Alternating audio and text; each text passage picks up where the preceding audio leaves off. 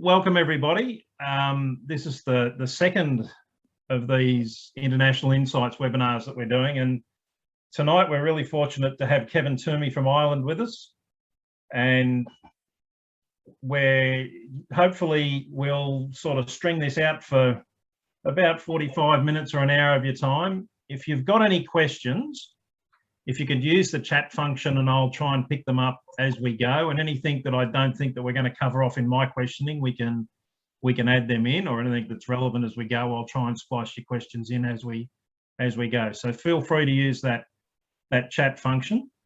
So Kevin, we'll kick it off. If you want to just give us a little bit of a background about yourself, brief overview of the farm, and a little bit about your journey as to how you got to where you are now. Okay, sure. Thanks, Peter. So just a bit of background for myself. I'm the youngest of six in a farming family. I have two older brothers. One went on to inherit the home farm. He's milking about 120 cows. And one went on to inherit an out farm, which is a beef farm, and he's continuing to do beef there.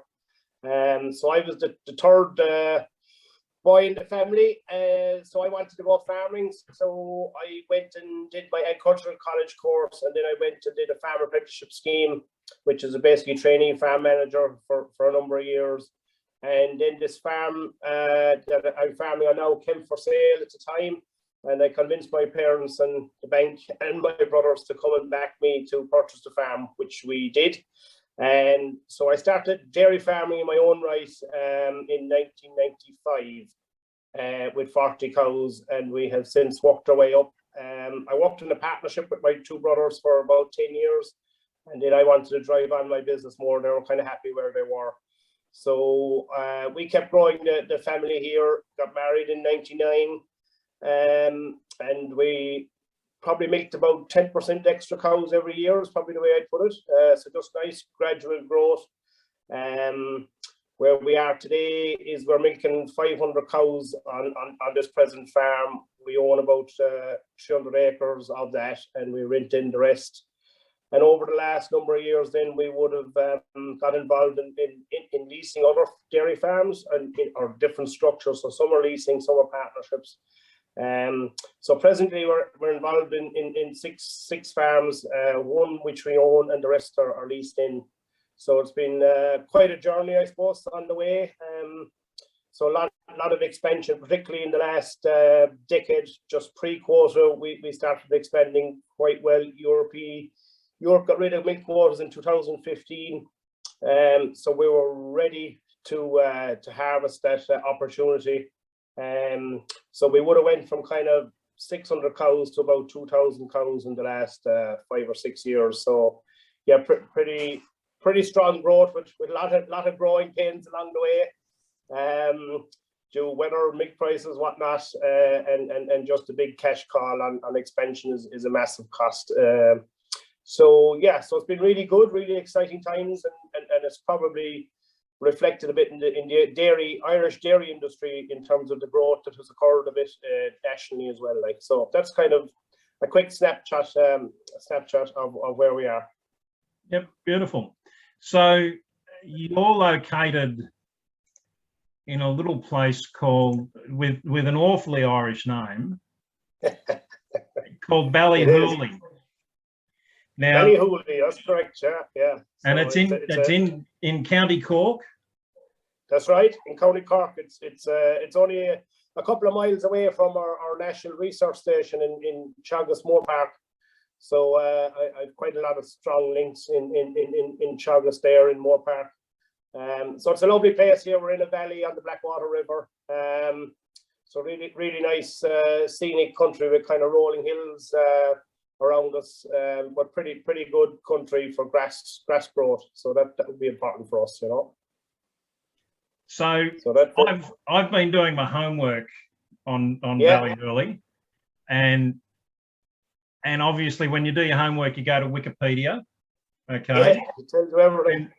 and Wikipedia says that Ballyhooly, and it doesn't want to come up.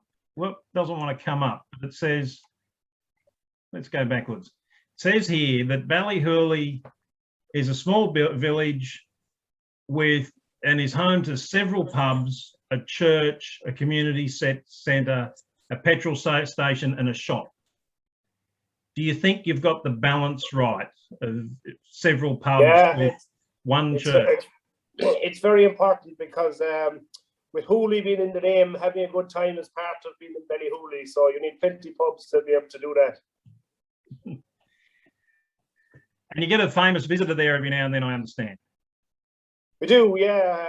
So Michael Fleckley of the Riverdance fame would have a house just across from one of the farms I'm renting. So he comes and quenches his thirst in one of our local pubs there every now and then. So, but yeah, genuine guy, you know, a proper American Irish is what we call him. Now, this looks like to me like an adult version of an egg and spoon race played with machetes. Can you explain what's going on here for us? Yeah, so this would be a native Irish, I suppose, probably it's a traditional sport, probably the more skillful one. We have two, so that's called hurling in front of you there, and we have what we call Gaelic football as well, which is a bit of a cross from your Aussie rules and whatnot. But this would probably be the most skillful of the games. It's a very fast-moving game where you certainly can't be afraid, because the further away you get from the hurl, the more likely you're going to get a belt of it. So you need to be in close to them. So the implement in their hand is called a hurl, and they play with a slitter. So quite a fast game, really good. So every parish where an ash tree grows in Ireland would have a hurling team, but ash trees only grow in really good land. So it's not actually in every county in Ireland, believe it or not. So where all the good land is where you have all the good hurlers, and that's back with 2 or 3 centuries. It's amazing how it's still there today, like, you know. And these, what are these blokes in red? Who are they, and what are they doing? Oh, they're the good Munster rugby team. So famous probably back in 1978 to beat the All Blacks in a match in Thomond Park. But so they won the Munster or the European Championship twice, I suppose, so, which is good. But they're on a bit of a lean run at the moment, so we need to get them back up there and beating our other major province in Leinster, and hopefully they can be like 2 weeks ago when they beat the All Blacks. Well, we'll move on from Munster then. Let's talk about your farm. So give us an idea of what your calving pattern looks like, your feeding, what sort of production levels are we looking at?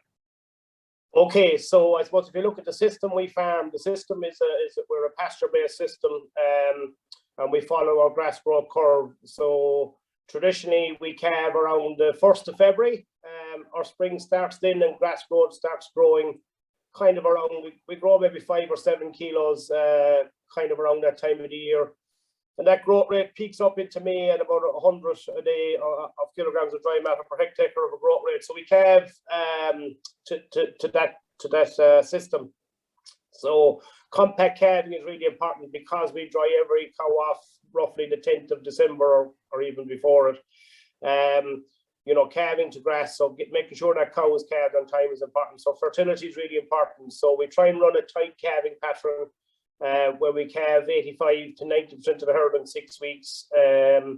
So that February, March time is our busy time, let's say. And our cows are housed for our winter, mainly on grass silage. And then the diet for the summer is all grass diet, and they might get topped up with concentrate.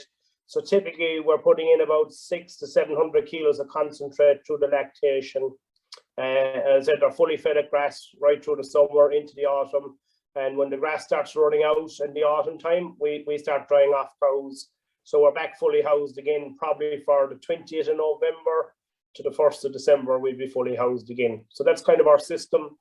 So, you know, in terms of what we're looking for is a cow that calves on time, produces optimum amount of milk on optimum feed. So we're not chasing milk yield per cow per se. We're we're chasing a system where the farm can produce really good high value milk on a relatively steady cost base, I suppose. That's probably what we're looking for.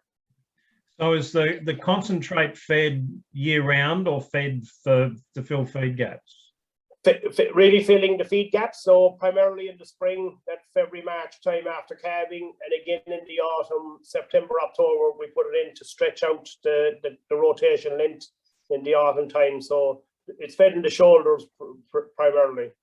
So if you think of stocking rates, we kind of stock our farm at, let's say, 3 cows per hectare or slightly under. Maybe 2.8 to 3 is probably where we'd like to be. And at 2.7 stocking rate, we can fully feed that farm without purchasing in any bought feed, only the concentrate. So we don't have to buy in any silages or maize or anything. So at 2.8 consistently, we will fully feed the farm, or the farm will fully feed all the stock that's on it. Now there are years where you might grow an extra ton of dry matter, so you can carry that a bit. But typically, it's in around at 2.7. We're comfortable as an overall system, I suppose, you know. Mm-hmm. So you were a lucky recipient of a Nuffield scholarship, and that allowed you to do a bit of travelling and looking at different systems. What was there anything you brought back from that trip, apart from a few hangovers in New Zealand watching the rugby? But apart from that, was there anything you brought back that you changed in your system? Yeah, we probably became more focused on the I suppose the genetics of the cow. So having a good fertile cow that fitted our system became really important. Well, more important in my view. We wanted more longevity in the cows. We wanted them to get an extra lactation in. We also would have seen that, you know, on a financial point of view, if we can ride out the lean time, so when milk price crashes, our profits don't okay, they take a hit, but we actually still make a profit, and that probably really came through, you know, in 2009 with a terrible milk price and a bad year in 2012 with another really poor year, and like we still turned a nice profit in both of those years. So for me, our system then really stood the test of time. And we were very happy that we will always be in production. And from an Irish point of view, if you look at a bigger picture, we will always outproduce Europe in terms of milk production on our cost basis. Like they have a significant 5 to 7 cent a litre extra cost that they can't really dilute out of their system, whereas we can ride out those tough years. So from my point of view, the way I'd look at that going forward is Europe will not produce milk for less than 30 cents EU cent a litre. They won't stay in production long term. And that's a really strong base for Irish production, because most Irish farmers can produce and make a profit under 30 cents a litre. So that really augurs well. And that's probably why you had such an expansion in the Irish system in the last decade, whereas Europe, okay, grew a little bit, but a lot of countries have actually contracted supply, like, you know. So that's probably my learning, was the bigger picture and see how competitive we were on a worldwide basis. So the makeup of your cow, obviously from the picture there's a lot of Holstein in your cow, but she's not all Holstein. So what is she comprised of? Yeah, so what we're looking for is about an 80% Friesian Holstein and 20% Jersey cross in it. So what we found is that the Jersey cross is lasting longer. We're getting extra lactation. She's more durable because we walk cows. We're in a grass-based system, so they could be walking 2Ks and it might be always flat. So they're able to compete better. So we just find they're better to compete. They calve easy, get up and go and into production very quick.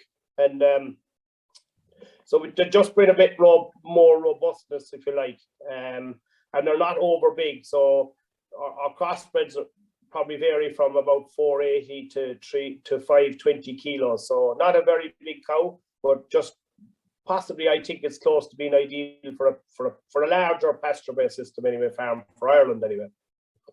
So are the AI centres providing you with that 80-20 bull, or are you mixing the genes in your own cow?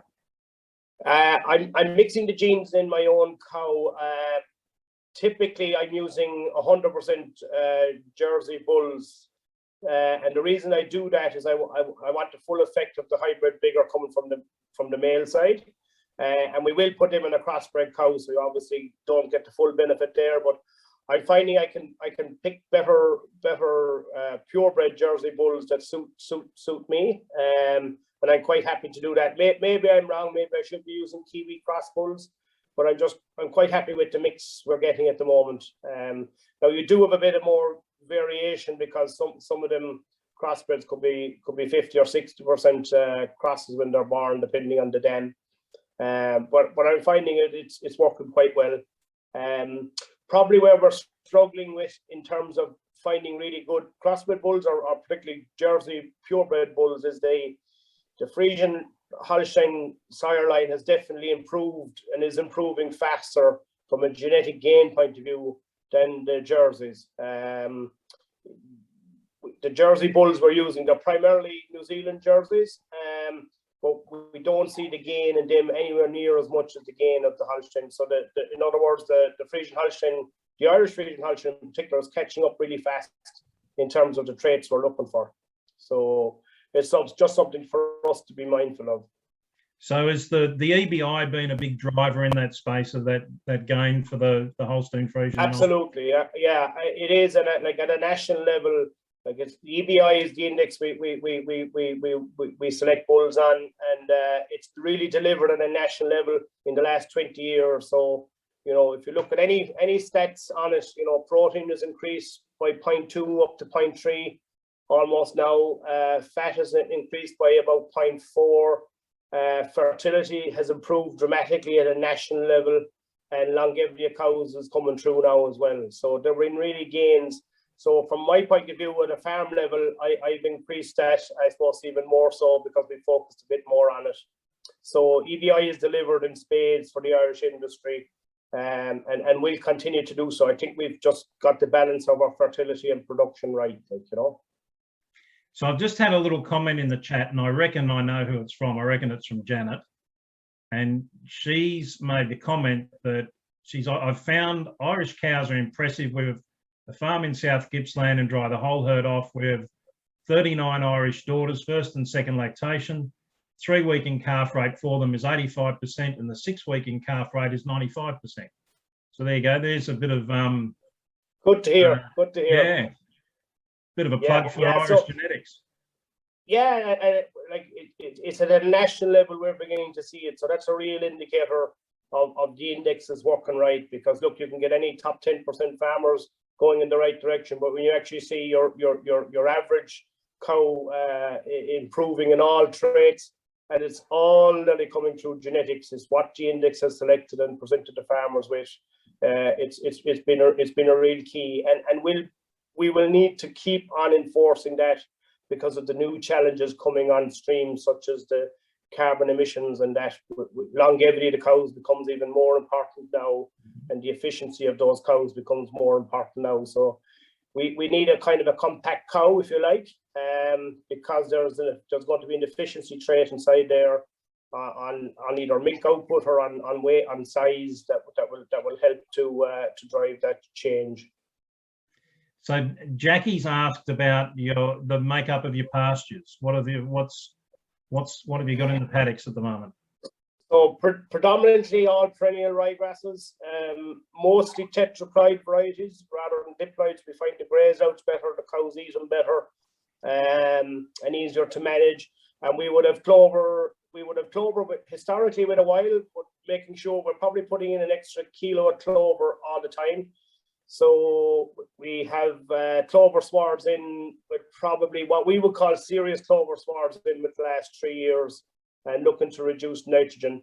So over the last 2 years, we've reduced nitrogen by 10% each year. We're down to 220 kilos of nitrogen per hectare now, and hopefully we'll get that down under 200, which is what kind of the government are signaling is our target. They haven't published anything yet, but that's what the indication is coming out at. So that's what we find the best. So that's been driven by government policy rather than you wanting to save or try and save money? Well, yeah, no, there's definitely has been a excessive nitrogen use, and we would see it ourselves. So we're just putting out 10% each application. So we're not cutting out applications, but going with 10% less and just trying to be more prudent. And we probably can see that it's hard to know yet because you've historic background nitrogen in the soils, and maybe the fact when you're spreading less for a year or two, you don't really see it. Maybe in 5 years' time, we'll say, jeepers, we have a nitrogen deficit in our soils because we have been spreading less over the last 5 or 6 years. So we have a bit of work to see. But the research would show the clover, there's no doubt the clover has a bigger role to play, and particularly now as the push comes on from a nitrogen cost point of view, but also an emissions point of view. There's going to be more and more clover put into Irish swards, and that will be legislated for. So tell us a little bit about these young ladies. Yeah, so I suppose what we're looking for here is we contract rear half our heifers out. So we're trying to get our best young stock mated with our best bulls. So the last 2 years we've done sex semen. We've done fixed time AI on our first calvers, and done sex semen on them as well. And we're quite happy. We're getting 62% conception rate to fixed time AI on sex semen. So pretty happy with that. And they should come on and help deliver for the next generation. We are DNA sampling our cows for well, not just DNA, but for DNA, I should say, and using genomics. I suppose we haven't done anything on deselecting on genomics because we've been expanding so quick. I suppose we've kept every replacement in our herd, but certainly it's something we will use in terms of selling surplus stock is trying to retain the higher genomic heifers and bring them through. Now, what we try to bring through is a spread of sires as well, because sometimes we feel one or two sires seems to deliver very high genomic heifers, but may not always transpire out to be the best heifers.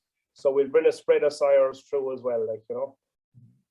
So when do you do your genomic testing of your heifers, and do you do all your young stock or are you selective?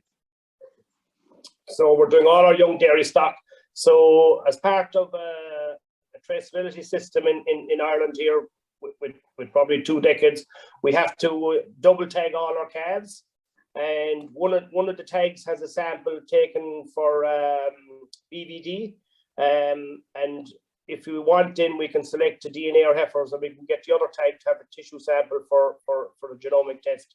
So our genomic test is done the day or the day after birth. Once the calf is taken from the cow, the calf is tagged. So that's when the DNA samples are taken. And typically, we're getting results back within 3 weeks of sending them samples off.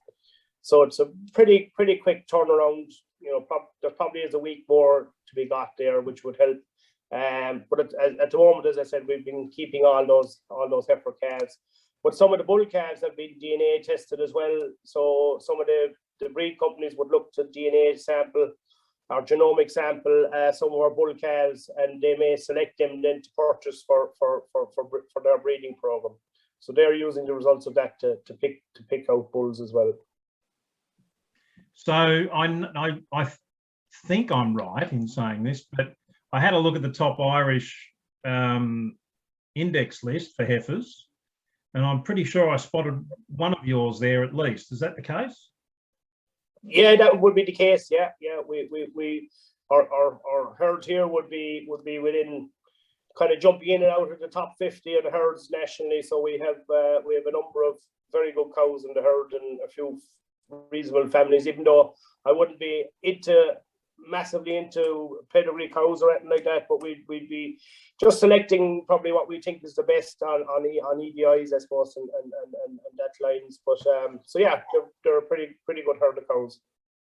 So would the AI companies be interested in those animals, or because they're mixed, got some mixed breed ancestry, they'd bypass it? Yeah, they buy quite a few, but because of the mixed ancestry, so typically they won't catalog many crossbred bulls. They only want kind of one crossbred bull or maybe two, because they don't have the customers. So you'd have less than 10% of the Irish herd would be crossbred. So they wouldn't have a massive sale for crossbred animals anyway in terms of selling semen.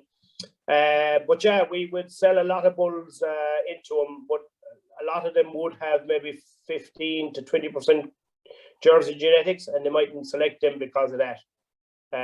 Now sometimes they do, but it varies a bit. Depends what they want.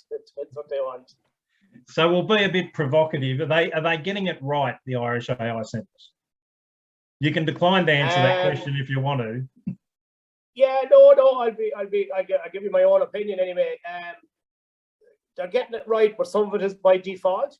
And what I mean by that is they are selecting some of the highest EBI bulls or calves being born because they're buying them off the EBI indices. But then within that, then they are deselecting some of the ones that are coming up because they don't have enough kilos of meat in their genomic profile.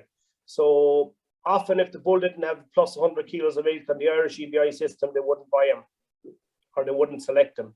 So definitely they have left bulls behind that I would think were superior than the bulls they used. Now, they still didn't pick bad bulls, but there was better there. And that for me is a loss. And sometimes also they pick too many sires out of the same sire lines. So you end up with maybe half the bulls the odd year could have the same grandsire back along. And that's not very, very good from a diversity point of view. And it's just because that particular sire line has showed up a really high lot of high genomic bulls, but when the genomics comes through, they might be quite good in that line. So yeah, we've got it right, but we could be better. So you mentioned to me before a thing called the calf passport. Tell us yes. what a calf passport is. So it's just like that. When we tag the calf, we also have to register that calf on a national database. So on that database, we have to put in the sire and the dam of the calf, the breed and the sex, and calving difficulty is part of that. So they just have a record on that bull's progeny. So we send that off. That's uploaded. You can do it on your phone or do it on your laptop, whatever. Or you can do it by post or written out as well. So within 2 or 3 days, we get back in an actual passport for a calf. I can get you one if you want to see one. I just grab one here.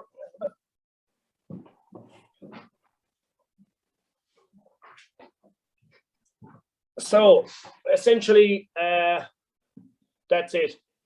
So up here in the corner, you have the tag number of the animal, and the sire and dam is there. There's my name, my herd number, and these are subsequent testing that our vet uses for TB testing. So if they're TB tested, they'll just stand off and saying they're clear or whatever. So to present an animal for sale, you have to have this. So wherever the animal goes, this blue car goes. So that's our passport. Even if it goes to Europe, this goes to Europe with it. So effectively, that's the passport for the calf, and it stays with the calf or the cow for life.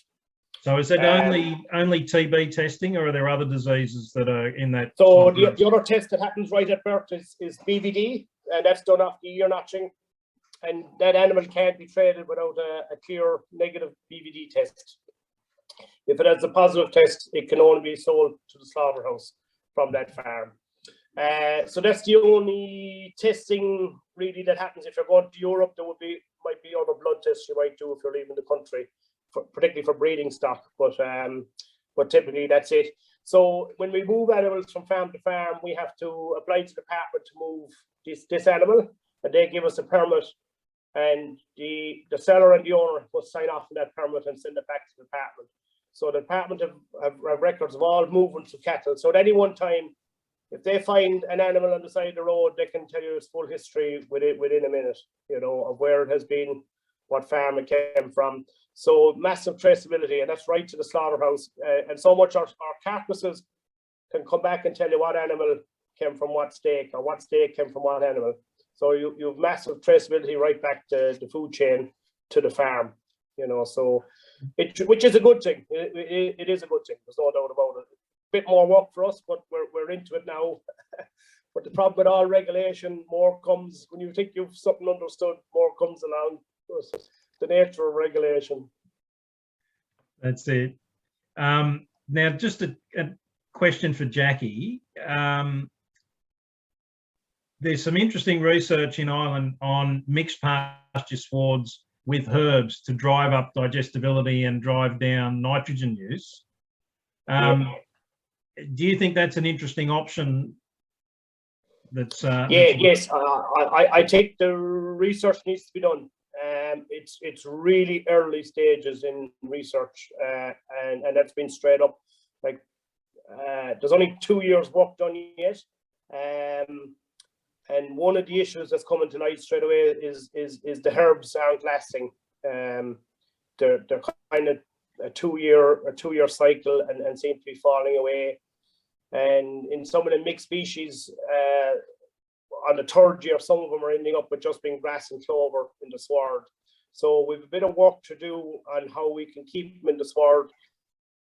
And for me, I think you probably have to change the way we're grazing them. So I don't think we can graze them like a grass and clover pasture. We might have to leave a bigger residual or something just to try and help to keep those herbs in the sward. So there's an awful lot of learning.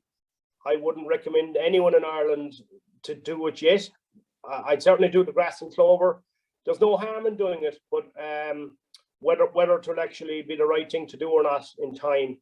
Now, it's funny, the government have just put in a scheme to incentivize mixed species in pasture, but it really is greenwashing. Like, there is no science behind it from an Irish point of view yet.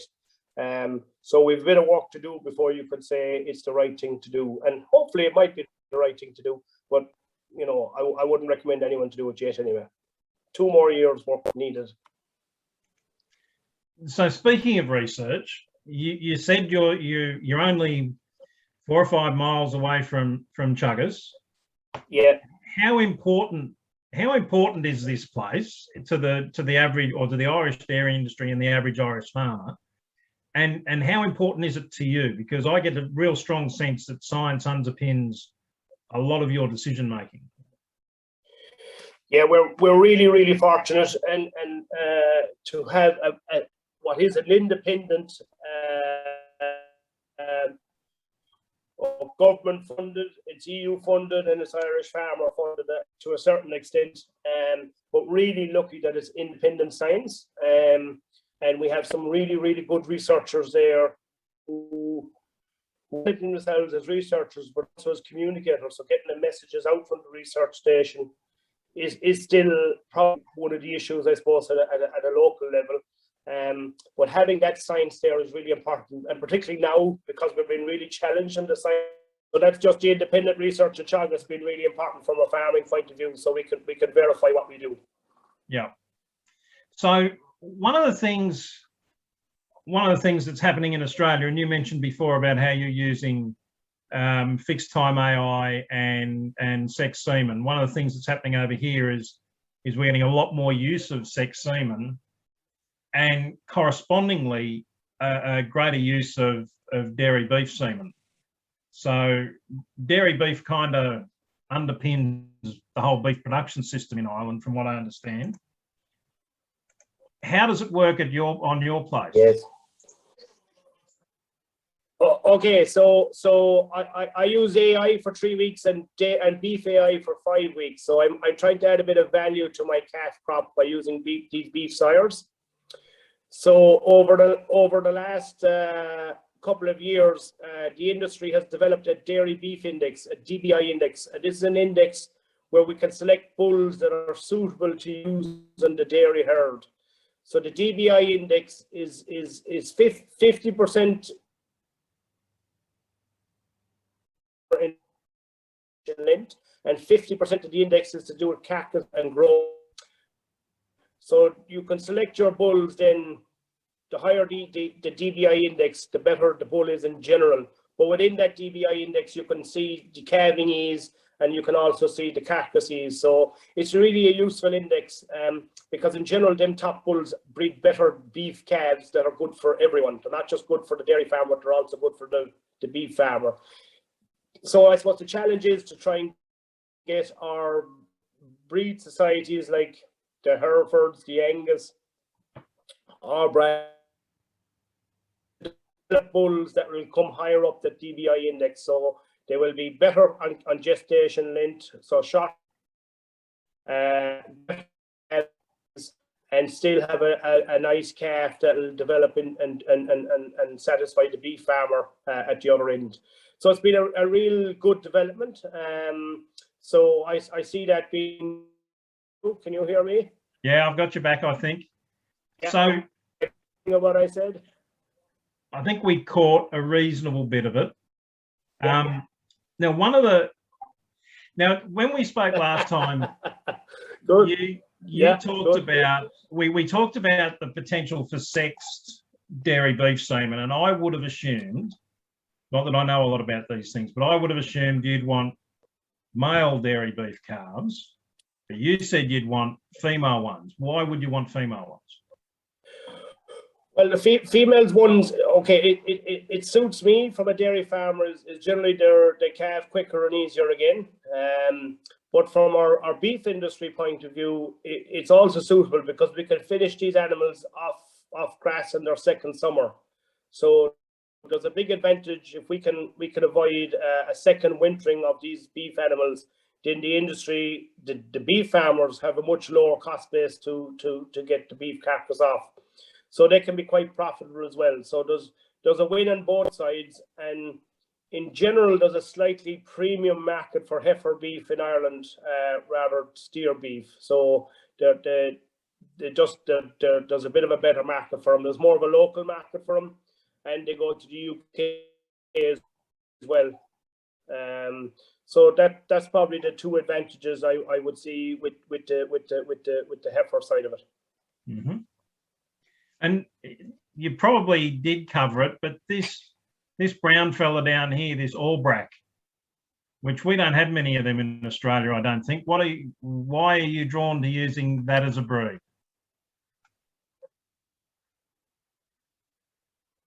They're very good conformation, which is really important to the beef farmer in terms of, because we have a carcass quality grading system here, so they get a premium for the more quality meat in the carcass. They get a premium for it.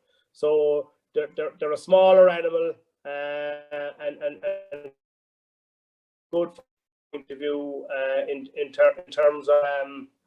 terms of the beef traits they bring. So they calve pretty good, nice shorter gestation, but great quality calves. So the gestation thing would be an advantage in your beef cross matings, would be an advantage as well, I suppose, in terms of making sure calving pattern doesn't get out of control.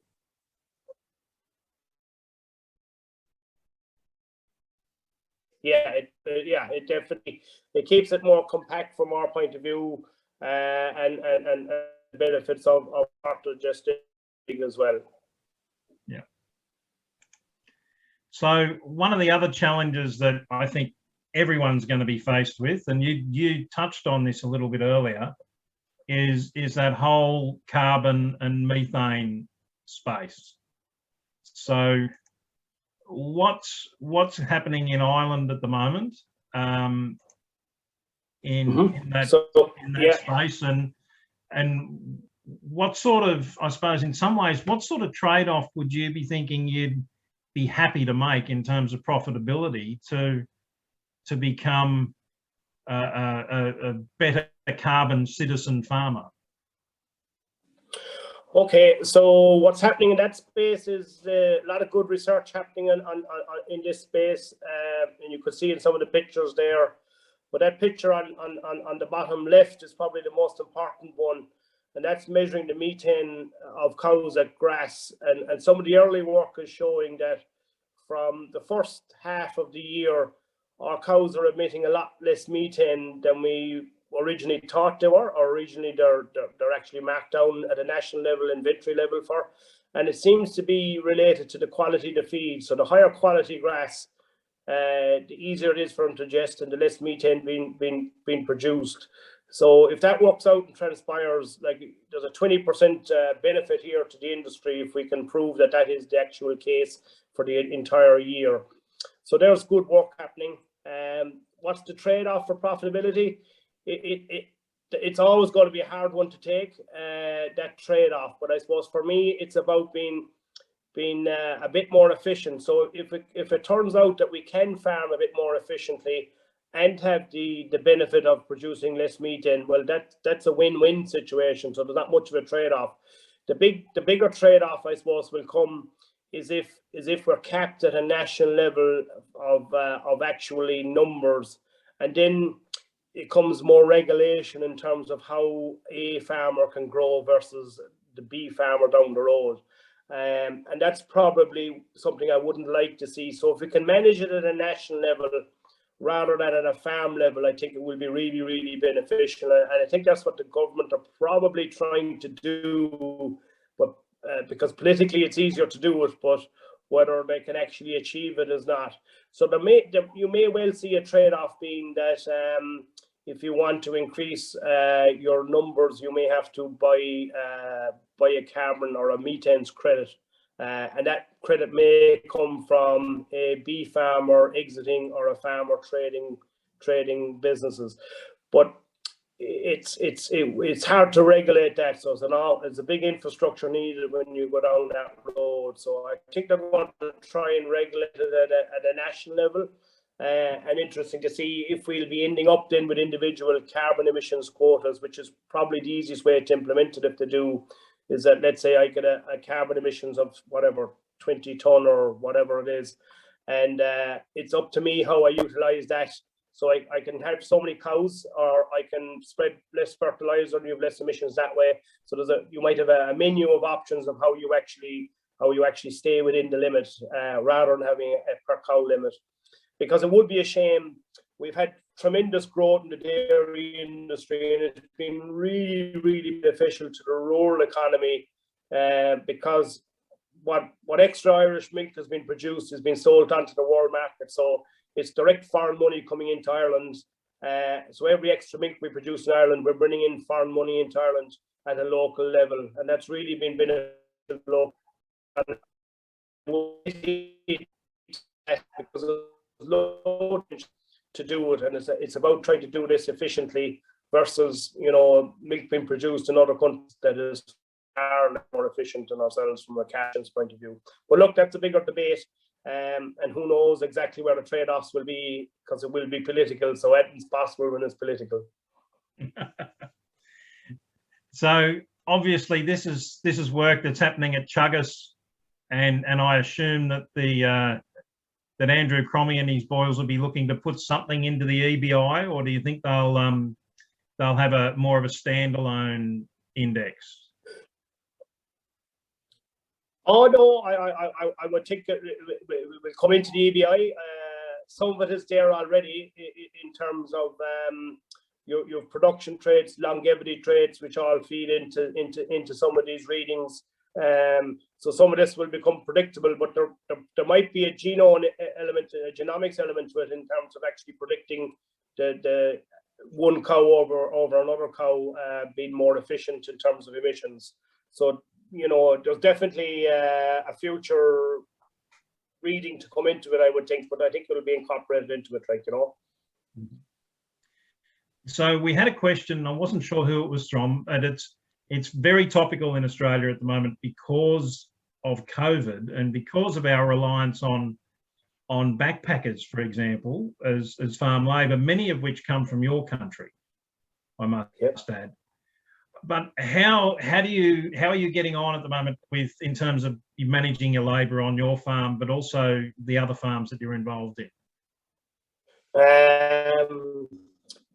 So we're fortunate we have some very good Irish people working with us in the business, but certainly we've seen a massive change in the last 6 months in terms of attracting staff. it's just the whole dynamic has changed, and we've no less people in Ireland, but for something has changed in the psyche of people during COVID. Definitely, people are more carefree of whether they get a job or don't get a job or change a job or whatever. There's definitely a shift in just thinking at the moment. And I think it has because of the lockdown. A lot of people didn't go to work, and now they feel, look, geez, life wasn't too bad, you know. I didn't have to go to work every day, and I still survived. And I think there's a bit of a false economy because the government really supported all these industries and jobs and got a lot of payments out to people who weren't at work. But I think there's another lag phase in that, so it could be 6 months or a year before that goes through the system. So I envisage a very tough spring for Irish dairy farmers and getting extra help in. It's not there. There's no one showing up for interviews. There's no one responding to anything like that. But the good news from your point of view is, rest assured, as soon as Irish people go to Australia, they're going to go to Australia again. That's going to happen. That definitely will happen. So yeah, it's a phase in time, and I think there's a bit left in it yet. So we just have to work our way through it. So Joanna's actually asked a question about, do you think this will, this labour shortage, short-term crisis, hopefully, do you think that will make people look more towards the labour-saving devices like robotic milking and those sorts of things? Yes, it will. There's no doubt that's what happens, and particularly it happens again anyway in a high milk price time where unfortunately we can be a bit foolish with our money. So we have to be careful about what we invest in and the technology we invest in, and some are really, really useful technologies. So the way I look at it is, it's about picking a technology that'll actually deliver. So you need to research it, whether robotics work really well for certain people in certain situations. Much more difficult in a pasture. In our system, to be a pasture as much as we can, it's very difficult to work it. It takes really, really good people to manage it. And the average person tends to creep back into an all-year-round system with robotics because it's much more suitable for that system. And you keep your cows inside for a bit longer because it suits that system. So that's the danger of robotics in a pasture system. You get a creep of high input system coming in beknownst to you. So, but there's other stuff like the collars and all this, the heat detection, and this is stuff I think that are definitely, the work seems to be showing, you know, it's pretty good, but a bit expensive at the moment. So there might be a price point in that where it becomes pretty economical. How much labour will save a bit of heat detection. Probably don't know enough about it myself. But there's certainly bits and pieces coming through that in terms of identifying sick cows and whatnot. So maybe your farm manager doesn't have to be top of the world to pick up this stuff. The technology is picking up some of these animals for them. So that might be useful. But like with all technologies, you know, research is really important. To do your own research beforehand. Price point, longevity of the equipment, and them is really important. And that's where we're probably lucky again. We have Teagasc and Moorpark to do some of that research for us, and that's really important to get someone independent to have the research and giving information back on what's good and what's not. So that's very useful to have. Kevin, I think on that note, we might wrap it up. That's been, apart from the technology issues. Yeah. That's been fantastic. There's just one late question from Joanna. You obviously, do you herd test? We do. We herd test 4 to 5 times a year. A herd milk recording. Yeah, we do, and we use that data for culling. We're probably only culling 11% of our herd in total every year. So that's between infertility, high cell counts, and lame cows, and some on age. That's kind of around our culling. So we use it just around the culling part. But there's a lot more information in there, particularly as we stabilize the herd numbers. We can start really selecting on our better cows and, you know, increase the herd. we're probably, you know, if we were to sell 10% of the lower order, the herd would increase our herd a lot. And that's probably something we will be doing, and probably we will have to do it, even with the methane stuff coming and pressure around stock numbers. It's going to pay us well to do that. So yeah, so I just see a girl coming up there, Kylie. She actually did do a placement with us in 2004. So good to hear from you, Kylie. I hope all your family are well. She's on your screen somewhere. Yes, she's somewhere here. Well, Kevin, thank you. Like I say, despite the technology challenges we had, that's just been fantastic, and I'd really like to thank you for your time and thank everybody for attending this evening. And great stuff. Great to have you. Thank you.